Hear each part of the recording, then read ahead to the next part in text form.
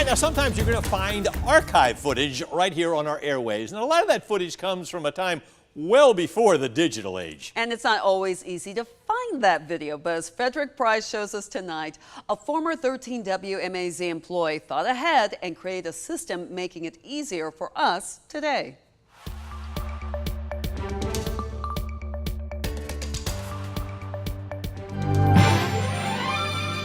It was 35 years ago when we celebrated a big milestone for the station. Johnson is single shot on the western Showcasing history many witnessed and perhaps remember today.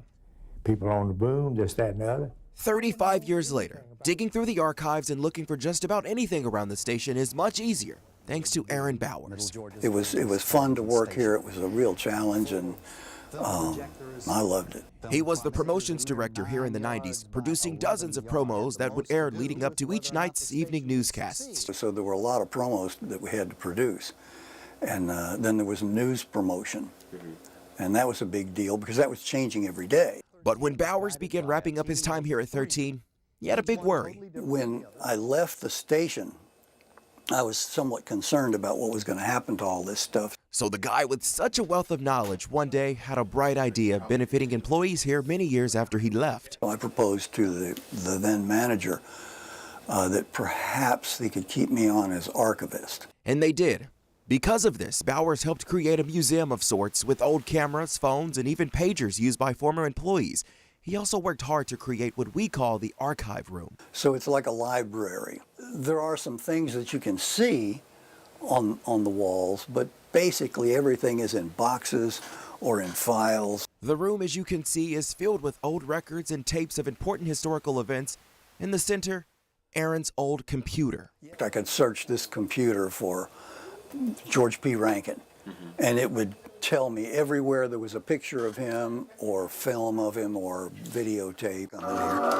Hey, look at that. After dusting it off, he's thrilled to see it still works today. He was actually able to find George Rankin, the station's founder. See file George Rankin. Preserving this station's history and creating a robust archive system, Bowers tells me, was paramount.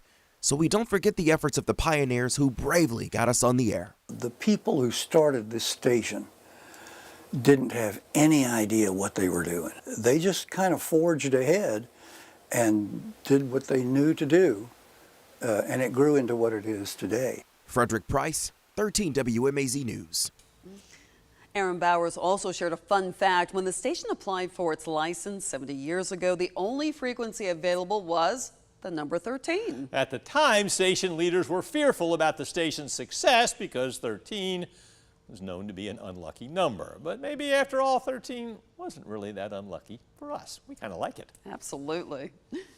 We have even more archive content to share with you. Join us Wednesday at 5:30 p.m. for a 30-minute special as 13 WMAZ celebrates 70 years straight from the heart.